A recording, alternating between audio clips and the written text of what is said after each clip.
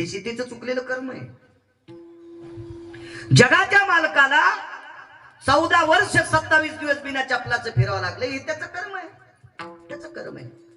4 पोरं असताना राजा दशरथाच्या जवळ एकही, चौघे पुत्र राया दशरथा, 4 पुत्र, पण एकही अंतकाळाच्या वेळेला जवळ नव्हता. त्याचं कर्म होतं. रावणासारखा श्रीमंत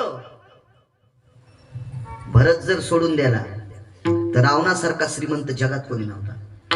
भरत हा तुमच्या ऐकण्यात नसेल. तुम्हाला फार काय झालं तर जड भरत माहित असेल, फार काय झालं तर भरतुरी हरी माहित असेल, पण भरत हा नावाचा राजा इतका मोठा राजा झाला, इतका मोठा, त्याच्यामुळे या भारत देशाला भारत देश नाव पडले.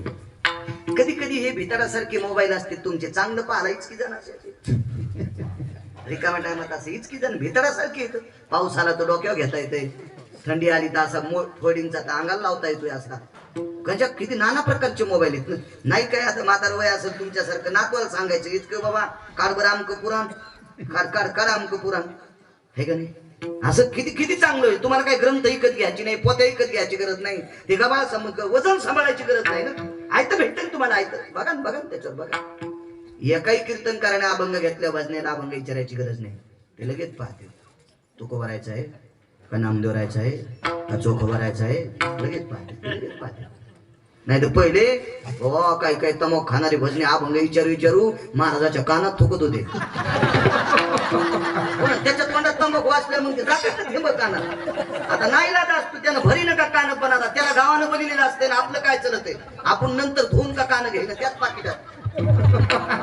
यजमान म्हणायचं 4-2 रुपये आगाव टाकू, कान धुवून काढायचा, हे लय तुकलंय कानामध्ये. आता ते पण विचारायची गरज नाही, हा ते विचारायची गरज नाही. आता डायरेक्ट ते काय ऍप काय म्हणते हे असं डाउनलोड केलं. आता आपलं नशीब होते, आपल्याला ते भेटत नाही, जाऊ दे काय करायचं आपल्याला. पण आपल्याला काय लोकांचं देख होत नाही असा काही विषय नाही बरं. हा ज्याला दुसऱ्याचं खपत नाही त्याला अतृप्त आत्मा म्हणायचं. ज्याला दुसऱ्याचं खपत नाही का तो जिवंत असून अतृप्त आत्मा म्हणायचं. तो का म्हणे सुख परावे या सुखे आणि अमृत हे मुखे सर्वत. दुसऱ्याची बिल्डिंग बांधल्या माणसाला आनंद वाटावा. लोक म्हणते नाही नाही त्याला गवसलं, तो काऊन नाही उकरलं, त्याला गवसलं बिल्डिंग. आता आपण यायची तर बसलो, याचं घर पाहिलं बाबाजीचं, ते रावणावरती केलं यायला. आनंद वाटत आपल्याला घरात बसलं. मोठे पण समजावं का नाही, कसंच बांधलं असं लोक मिस्त्रीचे पैसे दिलेच असते का, तू आला तुला त्याच्याहून काही गरज आहे, काही गरज आहे का, काही काय आगावपणाचे नाही का नाही. तुम्हाला एक सांगू का, जी माणसं दुसऱ्याचे इचकी देत का, दुसरं वाक्य सांगतो, जी माणसं दुसऱ्याची धुणे धुतेत का, कालांतराने त्याला बायकोच्या साड्या धुवायची वेळ येत असते. म्हणून माणसाने हे आगावपणा नाही केला पाहिजे. काय गरज नाही, काय गरज नाही. काही काही माणसाचा इतका स्वभाव असतो, पुढे आल्या वा वा वा काय महाराज काय पुराण सांगता, वा वा वा वा महाराज लय बरं वाटतं, हो लय बरं वाटतं. हे सटाक्या सांगते.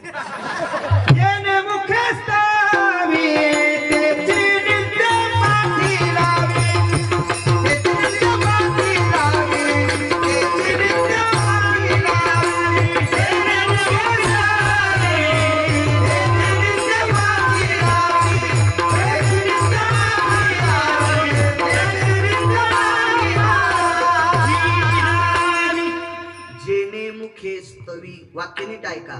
जेने मुखे स्तवी त्याची निंदे पाठी लावी, ऐशी आधमाची जाती आणि त्याच्या थुथरात पडो माती, त्याच्या तोंडी पडो माती. माझं वाक्य नाही का, काय मालकांचं वाक्य. जेने मुखी स्तवी, ज्या मुखानं वर्णन केलंस ना त्या मुखानं निंदा करू नकोस रे. ऐशी आधमाची जाती, त्याची तोंडी पडो माती, त्याच्या तोंडात माती पडत असते. काय गरज असते. जो तो ज्याच्या त्याच्या प्रारब्धान, अन्न मान धन हे तो प्रारब्धाधीन. रोज आपण म्हणतो की नाही सगळं प्रारब्ध. तुम्हाला एक माहिती का, आमच्या मित्रानं 1.5 लाखाचा जोड आणला, राम काका बैलाचा जोड आणला 1.5 लाखाचा. बरेच जण बघायला गेले. त्याच्या बाजूला एक बैल होता, त्याला दोरी नव्हती काय नव्हती, बैल होता बैल, आणि हा जोड होता हरीचा जोड होता 1.5 लाखाचा. तर सगळे म्हणले काय बैल आहेत, काय बैल आहेत. म्हणलं बैल असू देकडे पण मजा त्याची आहे, त्या बाजूच्याची मजा आहे. काय बोलता महाराज तुम्ही, याला घाट्या घुंगर आहे, व्यसन आहे, मोरखी आहे, गोंडे येत, झुल टाकली, शिंगाला शेम्या लावल्या चांदीच्या, आणि त्या शेमीला पुन्हा वरी घुंगर, आणि घुंगराच्या वरी पुन्हा बारका फिरता गोंडा, 1.5 लाखाच्या जोडाला. मी म्हणले काहीच सांगू नको गडे, पण त्याचीच मजा आहे. कस काय मजा? म्हणलं ते देवाला सोडायले. याला चांदीची जरी शिंगाच्या शेम्या असतील तरी याला टाकल्या वैरणी, आणि ते कोणाच्या आकड्याची कंस खाते. तुमच्या पुढे जेवारी येईन, तुमच्या बंगल्याच्या पुढं बाबा देवाला सोडायला कठाळ्या भेटू कधी जेवारी खाला. हा, आणि पाव्याला बैल आल्यावर तुम्ही सोडतात त्याला. ही कोणाची असेल जेवारी मला काय माहित नाही, पण मी पाहिली. हा, तुमचा पाव्याला बैल त्या जेवारीत गेल्या तेव्हा ऐकतो का माणूस? ते म्हणून चाराट नसले तर मी देतो तुला, पण भांडणं बैल. मग मला सांगा 1.5 लाखाचे बैल नशिबान का देवाला सोडायला कटाळे नशिबान? नशीब घेऊन आलं ना कुठलं आकड्याचे पण चालतं ते. मग जनावरात सुद्धा मी एक जणाकडे गेलो राम काका, त्याच्या कुत्र्याला खाला 1400 रुपयाचा बिस्किटचा पुडा. मी म्हणलो बाळा मेला रे महाराष्ट्र फिरू फिरू, बिस्किट खाल्ले असतील, हेच खाल्ले 5-5, 7-7 रुपयाचे. नाही टायमाला भेटलं 1400 रुपयाचा बिस्किटचा पुडा कुत्र्याला. कुत्र्याला कुत्र्याला किती नशिबान कुत्रे असेल ते कल्पना करा. 55 लाखाची गाडी घेतली एक जणांनी, मला पूजेला बघितलं. मी करीत होतो तेव्हा पूजा, आता नाही करीत जास्त. आता नाही काय जास्त नाही, काहीच नाही. 27 वर्षापूर्वी कर्मकांड करीत होतो, पूजा गिजा केली. ते म्हणलो एक जण मधात बसा, रिकाम्या गाडीची पूजा करणं म्हणजे थडग्याची करणं. मग ते मालक ज्यानं 55 लाख दिले का काका, ते स्टिअरिंग वर बसलं, त्याच्या सीटवर कुत्र बसलं. आता मला गाडीला आतून स्वस्तिक काढायचं, ते कुत्र जी गाल साठी म्हणून मला आतच गाडी. ते म्हणलं महाराज काढा स्वस्तिक. मी नाही हो काढा बघे भाई, अरे हे मग गालच साठी नाही म्हणले, ते आमच्या लय आवडीचे आहेत. मग तू मांडीव घे. हो तू मांडीव घे ना, मला काय कुचक्या 2-3 सुपाऱ्या आणि पाखरं हाणायच्या का मी खारका. त्या पूजेतल्या खारका कोणत्या काय तुम्ही खाता तशा असतात का? एका पोराला दिले मी, ते 8 दिवस चोखीत होतं तरी आठवडी लागलीच नाही खाली. ती आम्हाला पूजेला कार्यक्रम, याच्या बदल्यात ह्या कुत्र्यानं गालं चाटून घेऊन म्हणलं. हे कोणी शिकिलं आगावपणा? म्हणजे बघा 55 लाख रुपये यानं मोजले, मालकाच्या सीटवर कुत्र बसलं. नशिबान मालक का कुत्र? बऱ्याच कुत्र्याला आखली नाहीत कुत्रे कुठे बसवा. कुत्र्याला म्हणायला आहे का नाही? काही काही नियम सांगितला का नाही? नियम सांगितला असं चला, नशीब असते, प्रारब्ध असते. काय सांगत होतो? समुद्रात लपलं ते इथपर्यंत आलं ना, जागेवान जमा अण्णा जवळ आहेत ना तुम्ही. समुद्रात लपलं ते. आता समुद्र अहंकारानं फुगलेला होता, त्याला थोडासा गर्व झालता. मी अपामपती, आप या शब्दाचा अर्थ पाणी, पती या शब्दाचा अर्थ मालक, सगळ्या पाण्याचा मालक. पण ते काय ऐकत नव्हतं. माझे विटीवरचे मालक एका महाराजाकडे गेले आणि त्या महाराजाला सांगितलं, ऋषी मुनी साधू मुनींना धर्माला बाबतीत त्रास देणारा नालायक समुद्राच्या तळाला बसलाय आणि त्याला मारायचं, मला तो दिसत नाही. साधू म्हणले काहीच हरकत नाही, काय ताण घेऊ नका. आचमन माहिती ना, आचमन असं माहित जरी नसेल तर पूजाला बसल्यात नंतर आमचे लोक सांगत असते, हातावर पाणी घ्या, लगेच आचमन करा. पण ते पाणी किती घ्यावं लागतं माहिती का? माश कर्मे आचमन करावे, कर्मे आचमन करावे, माश मात्र जळ घ्यावे. हे जिल्ह्यापेक्षा तालुका मोठा. काही दिवसाला मला चाली म्हणावं लागते ना, घ्यायला कीर्तन करावं, विठाला विठाला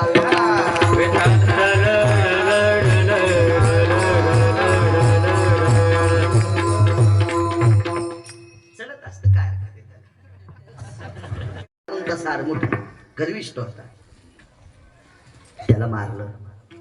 त्याला मारल्याच्या नंतर प्रभू रामचंद्राने विचार केला महाराजाला काय द्यावं. ते काय पाकिट घेणार महाराज नव्हतं. ज्यानं समुद्र कोरडा केला का ते काका पाकिट घेतलं होतं. नारळ नाही, पाकिट नाही, हार नाही, बुक्का नाही, अष्टगंध नाही, काहीच नाही. इतकाले हार ते महाराज होत बिलकुल नाही. मग काय करावं? उपकार तर फेडायचा आहे. जेवायला बोलिलं.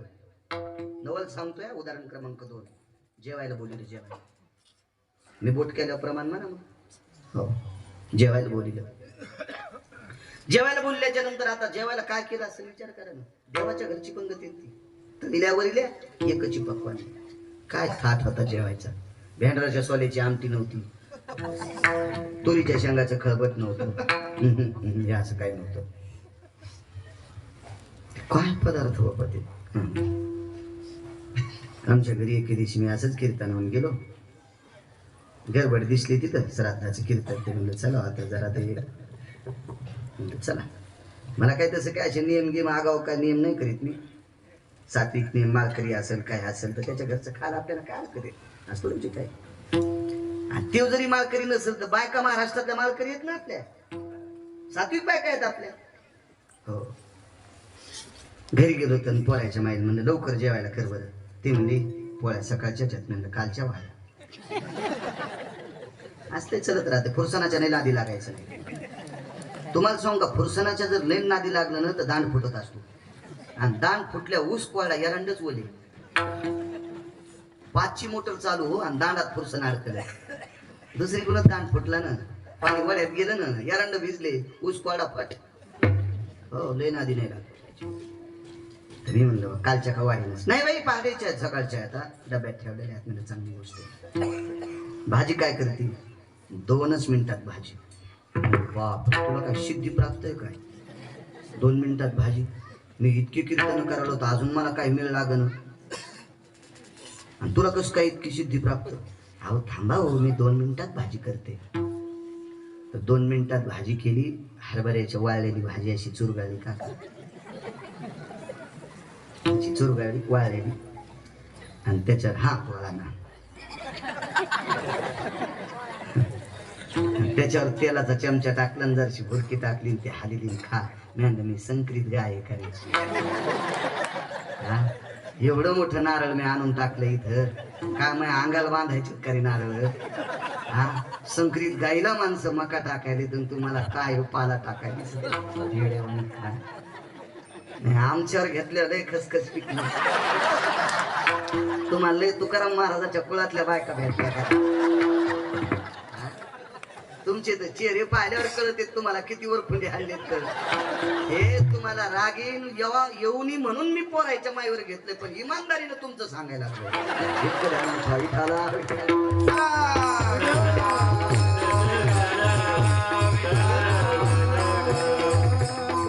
इतकी येडी असल्यावर तुम्ही कालच्या कुंभमेळ्यातच अंगाला काव लावून गेलो असतो. जय बम बम बोले.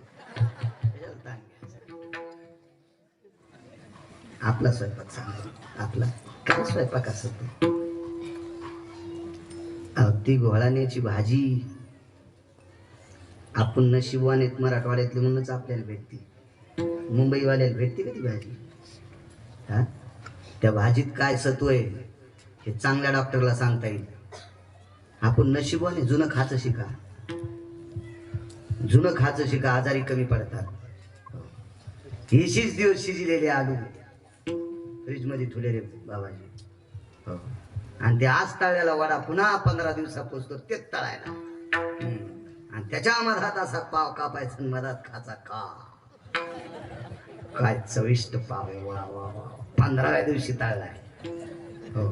मधला आलू काळपट पाडला तरी म्हणला काय चव आहे. हो. किती बऱ्या घाम पाडायच्या त्याला, त्याचीच तर चव येते. माझं ते मत नाही. प्रवास करत असताना किती जरी टोकाचा महाराज असेल त्यालाही कुठेतरी खावंच लागेल, त्याबद्दल दुमत नाही. पण शक्यतो ज्याच्या जीवनात घरी खाचा जास्त योग आहे त्याच्यासारखा नशिबान जास्त कोणी नाही. ठीक आहे, आम्ही बाहेर जरी खात असेल तर रांगोळ्या लावून जेव घालते तो राम काका लोक आम्हाला रांगोळ्या लावून जेव घालते. मग आम्ही रांगोळ्या लावून ज्या बाईची चप्पल पाहायला भेटत नाही ती बाई आम्हाला गावरान तूप भातावर वाढते. आणि तिनं वाढ्याला खायचं नाही, पाकिट खर्चून धाब्यावर खायचं. नरक पण कमी पडतील आम्हाला, नरक पण. नाही तर आज कोण किंमत करीत होते? एरवी तरी पुष्य कोण पावे देवासाठी मान. इथं तुम्ही एक एक बसलेली रथी महारथी माणसं 100 गिरगावकर आवताला झुकतात, इतके श्रीमंत आहात. तरी पण परमार्थासाठी आमच्या पुढे वेळ काढून बसतात. याचा अर्थ असा नाही बाळाला हुशार आहे, ज्ञानोबर आहे तुकोबर आहे म्हणून तुला किंमत आहे. ज्ञानोबर आहे तुकोबर आहे, तुझ्यातल्या तुळशीची माळ आणि तुझा सात्विकपणा जर बाजूला काढला तर वन्य पशुला माणसं जसे हाकारून देतात तशी माणसं हाकारून देतील. म्हणून नीट वागणं गरजेचं, अत्यंत काळाची गरज आहे. गेला काळ रामकाका तुमच्या लहानपणचा. आता या इंटरनेट काळामध्ये ही तरुण पिढी आहे का, यांच्या पुढे डोक्याचा केस किती बारीक असतो, तो केस उभा 14 भाग करायचे, उभे 14. गाडेकर मामा उभे 14 भाग करायचे. तर केसच मुळात काका बारीक असतो आणि त्याचे उभे 14 भाग करायचे बाबाजी. तर 14 भाग किती बारीक असेल, तितकी सुद्धा चूक करता येणार नाही. इतके यांचे मोबाईल पारदर्शक येतात, इतके पारदर्शक येतात. मग इथून पुढे चुका नाही जमणार. अध्यात्म असो.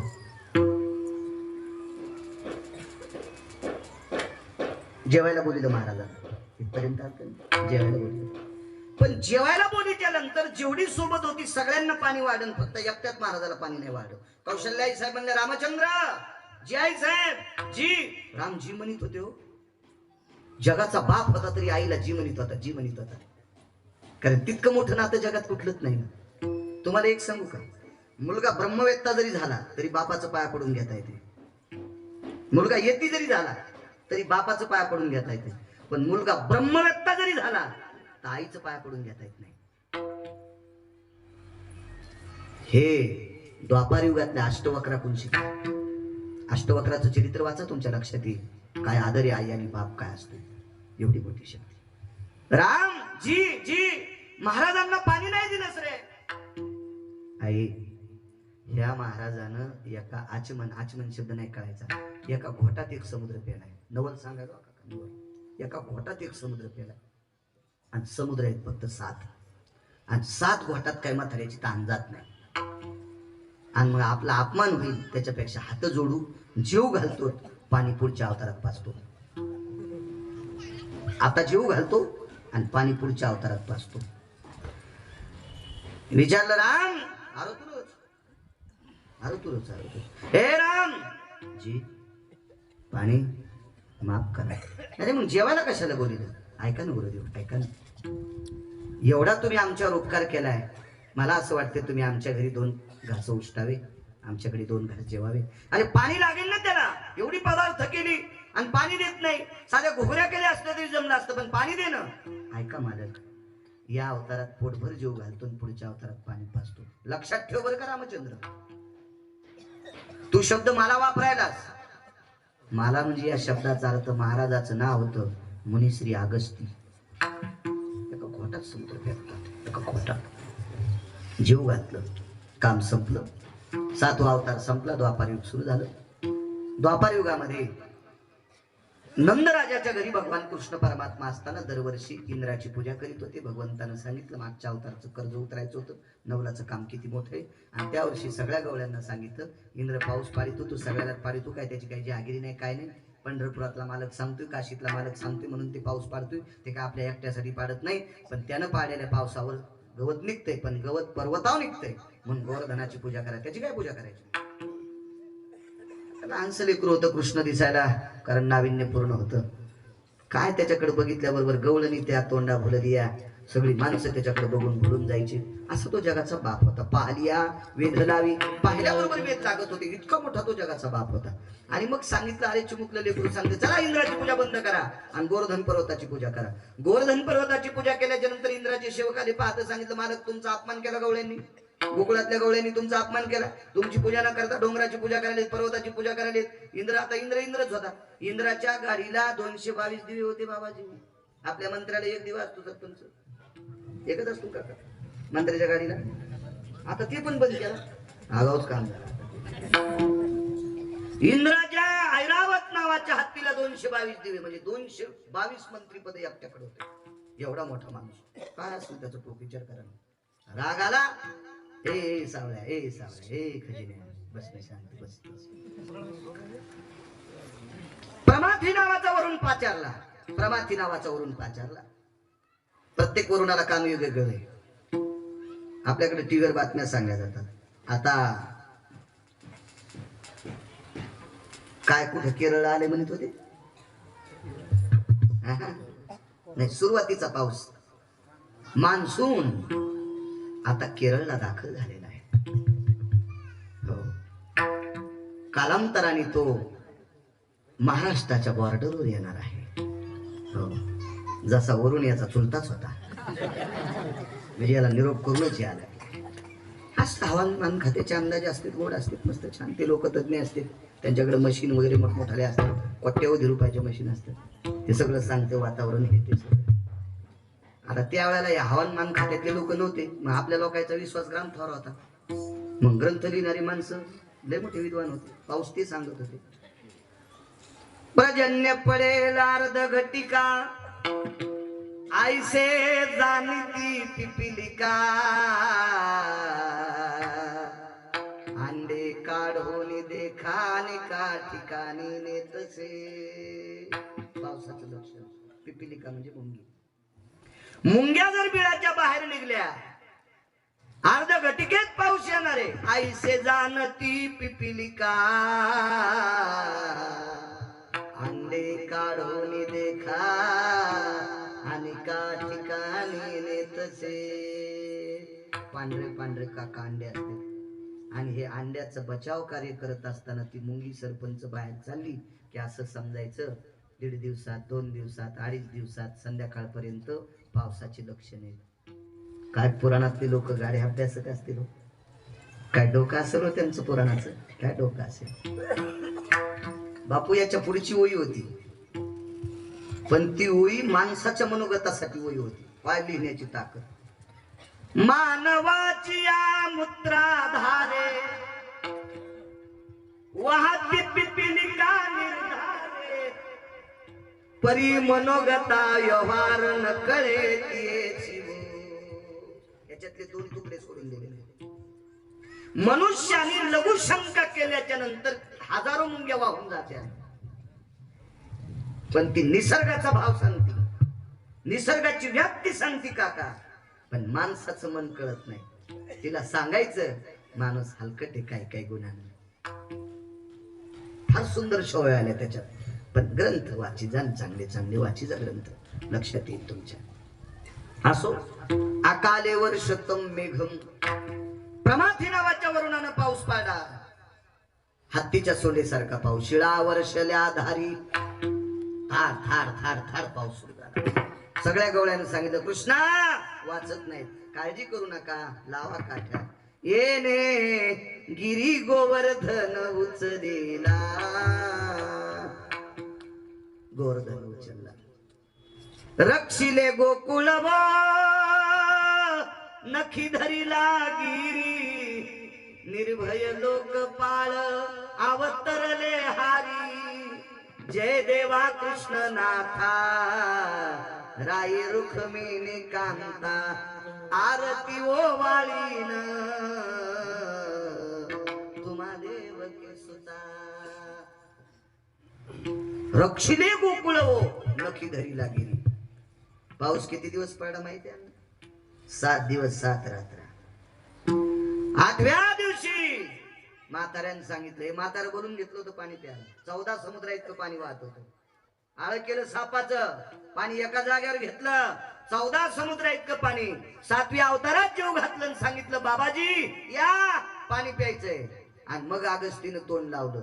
7 दिवस 7 रात्र पाणी पिलं. आणि 8व्या दिवशी चुटकी वाजली, इंद्रा लय वटवट करू नको रे, वर्षभर पाऊस पडला तरी हे लोकांना भिजू देत नाही आणि मी थेंब बाहेर जाऊ देत नाही.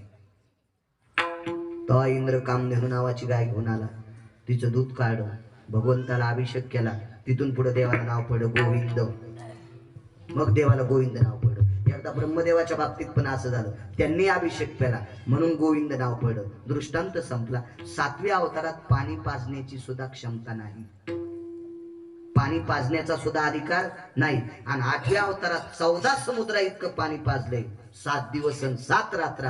याला नवल म्हणतात. नवल की वाढे की वाढे, नवल की वाढे की वाढे, नवल की वाढे की वाढे, नवल की वाढे की वाढे, नवल की वाढे की वाढे, नवल की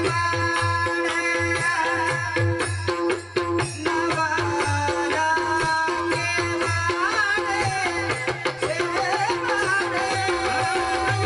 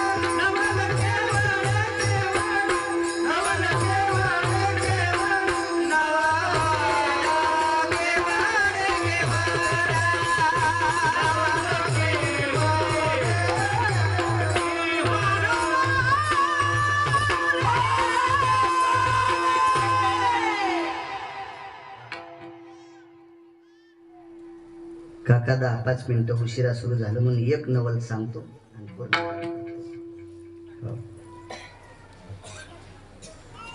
तू लग्न करणार ना मोठं झालं खरं बोलायचं कॅमेरे लावा त्याच्या हा म्हणलं बरं आंधळी बायको करशील का तिच्या बापानं जर 150 एकर जमीन दिली तर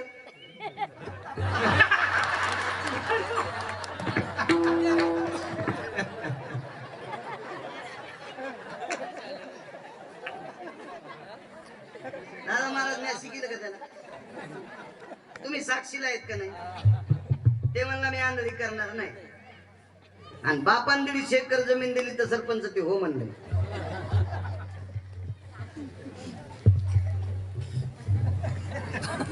याचं वय काय असेल कितीला आहे तू हा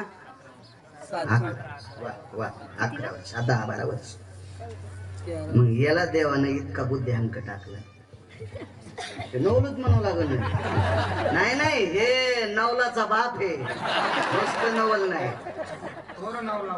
हा हे प्रमाणाचा बादशाह प्रमाण थोर नवला आवाज आला मला सांगायचंय काका ज्यानं सृष्टी निर्माण केली त्याच्या सृष्टीतले जर इतके विद्वान असतील आणि इतक्या चिकित्सक बुद्धीने विचार करत असतील तर त्याची बुद्धी किती असेल हो त्याने एकदा विचार नाही केला सरपंच त्याला 16,107 स्त्रिया महिला होत्या मानवी स्त्रिया पण त्याने एक लग्न बाबाजी आस्वलनीशी केलं तिला 1-1 दीड इती नख होते तात्या तिच्या अंगावर इती केस होते ती जामवंताची कन्या होती नवल सांगते राजे हो 7व्या अवतारात एकदा तिने जगाच्या बापाला पाहिलं आणि तिला वाटत होतं यानं आपल्याशी लग्न करावं पण नियती नसती मदत करत आई बाबानं सांगितलं बाई तू ज्याला पाहिलंस तो मानव आहे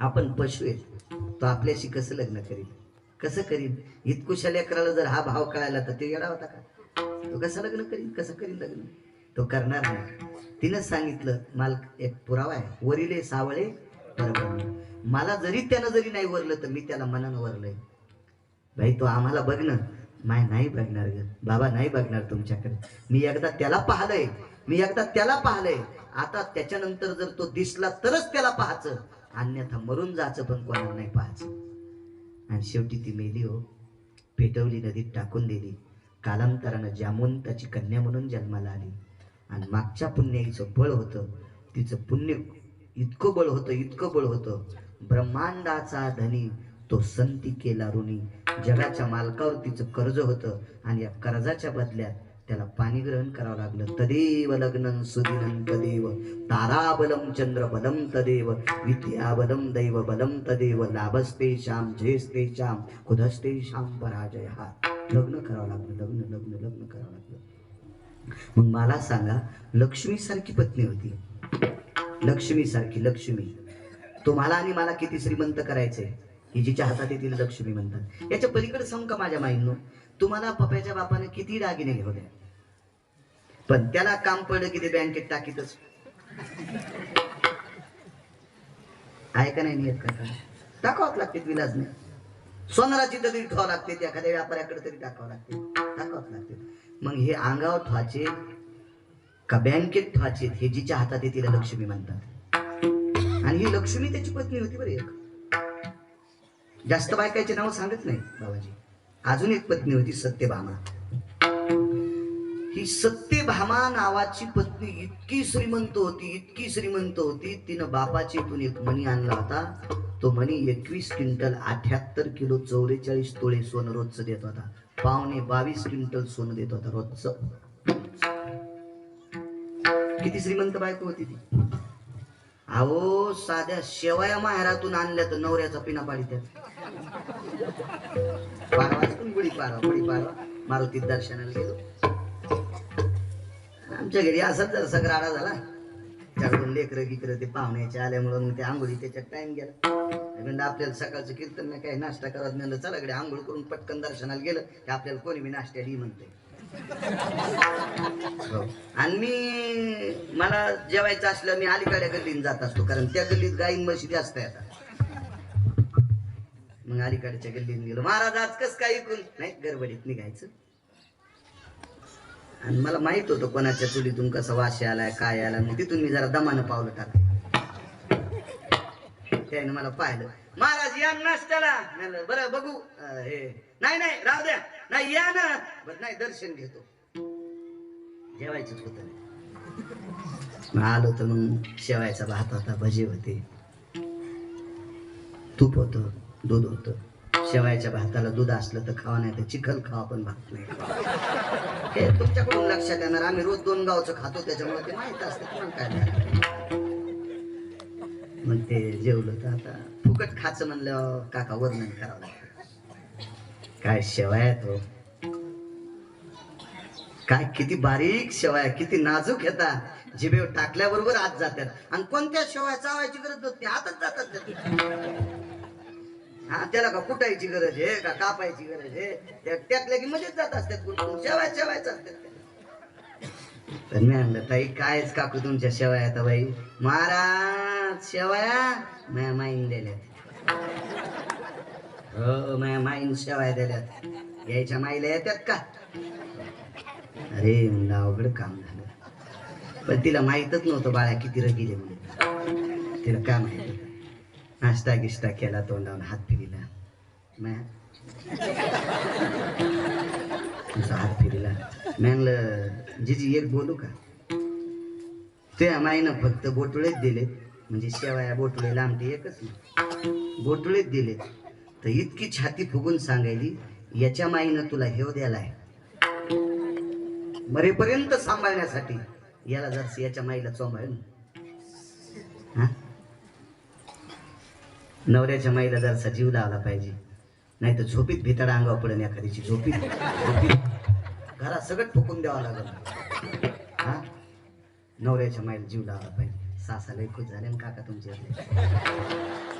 ते म्हणले असते मा या मेल्यान बरेच सुनायच्या डोक्यावर दगड टाकले बरं झालं मा या अशाच कामाच्या होत्या अशा टवटवीत दिसायला सासा जशा 9 भाकरी खाऊन आल्या इतक्या खुश दिसायला सुनायला बोलल्यामुळे सुना म्हणलं माय हे राम काकानं कशाला आणला असेल ग बाबाजी म्हणजे मेला मुडदा आमच्या अंगावर दगड टाकायला जराशा शांत बसा आपल्या पोरीचं बरं वाटतंय असं ज्या बाईला वाटतंय तिनं सुनाला जीव लावा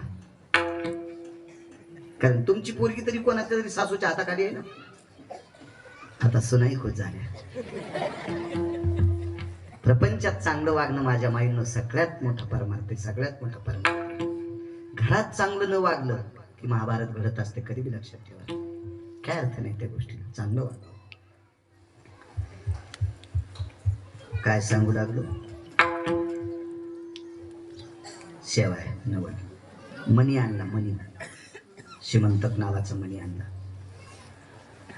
राम काका त्या मण्यामुळं पंढरपुरातल्या मालकाने पत्नीचं इतकं कौतुक केलं कौतुक सांगू कशा करता केलं जीवनभर भजन करणाऱ्या भजण्याचं गाव सोन्याचं बांधव जीवनभर भजन केलं जीवनभर भाकरी खाल नव्हती तरी भजन केलं त्या भजण्याचं नाव आहे सुदामदेव अख्खं गाव सोन्याचं केलं अख्खं गाव सत्यभामेला सांगितलं सत्यभामा काय उदार तुझे बाबा होते त्यांनी श्रीमंतक म्हणी तुला अंदन दिलाय याच्या करता या भारत मातेत भजन करणाऱ्या एका भजण्याचं गाव सोन्याचं केलं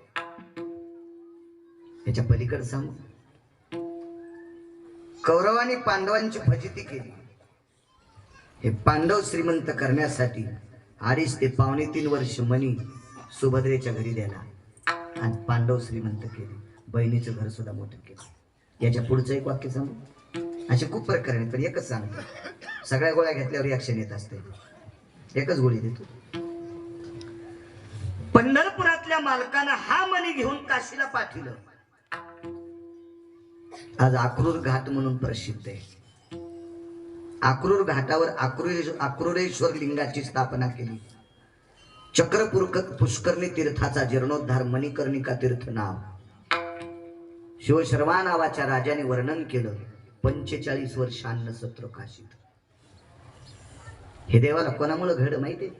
एक उदार अंतकरणाची पत्नी होती. उदार अंतकरणाची पत्नी. मग एवढं सोनं देणारा मणी आणणारी बायको होती.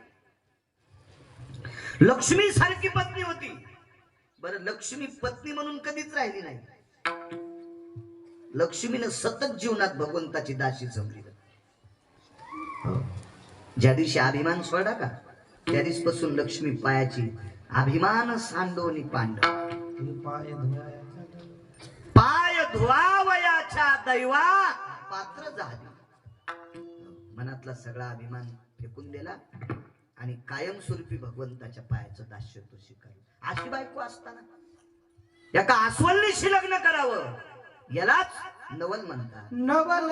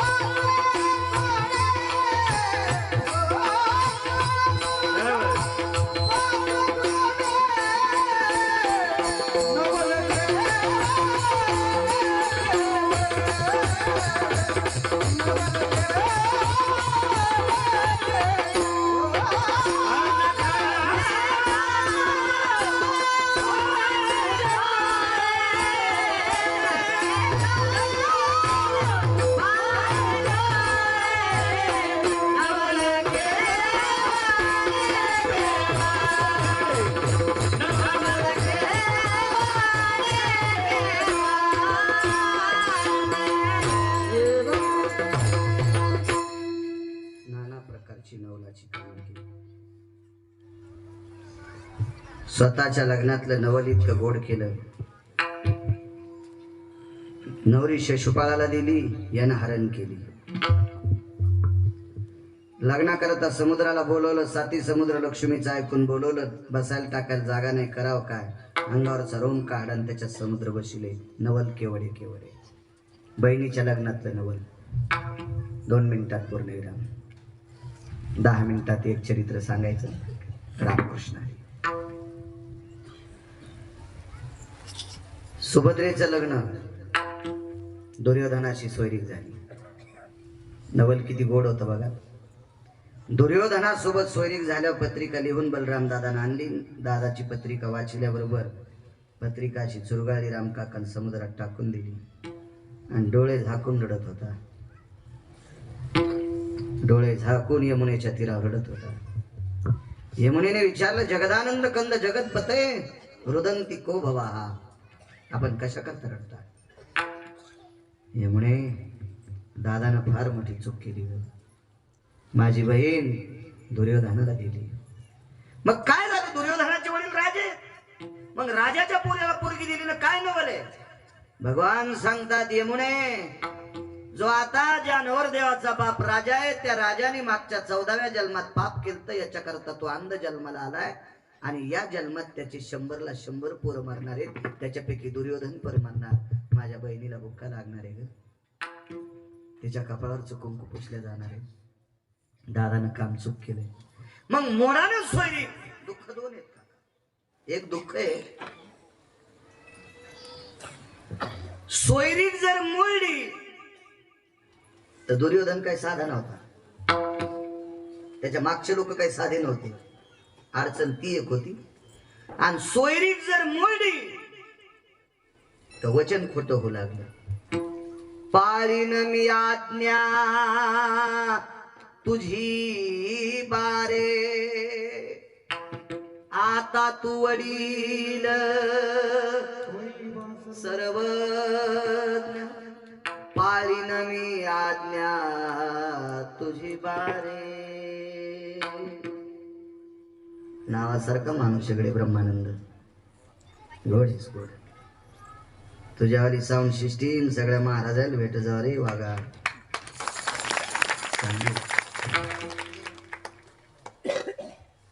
अवतार घेताना ठरलं होतं बाबाजी लक्ष्मणा तू मोठा होय तू सांगशील ते मी ऐकल. सोयरीक तात्या कशी मोडता येईल अण्णा कशी मोडता येईल. कसं राजकारण केलं माहितीये नवल सांगू. दुर्योधनाला बहीण द्यायची नाही. सोयरीक मोडायची नाही. सरपंच सोयरीक मोडायची नाही. दुर्योधनाला बहीण द्यायची नाही आणि त्याच्याच चुलत भावाला बहीण द्यायची. सोयरीक करायची नाही. किती आगाऊपण आहे आता. पाहुणे राहुणे न्यायचे नाही. कुखाचे पट्टे वळायचे नाही. रुमाल द्यायचे नाही. काहीच नाही काहीच नाही काहीच नाही. सोयरीक मोडायची नाही आणि नवरदेवाला द्यायची नाही. अर्जुना संग सोयरीक करायची नाही आणि सोय पोरगी त्याला द्यायची. पोरगी पाहाला पण बोलवायचं नाही. आणि बहीण देताना ढवळ्या कपड्यात द्यायची नाही. आगाऊ पण आहे. भगव्या कपड्यात द्यायची. भगव्याला पोरगी देत असते का काका. भगव्या कपड्यावर कोण असते संन्यासी. आणि केलं नाही का यानं त्वा संन्यासी होऊन जनी चोरोनी नेली माझी भगिनी.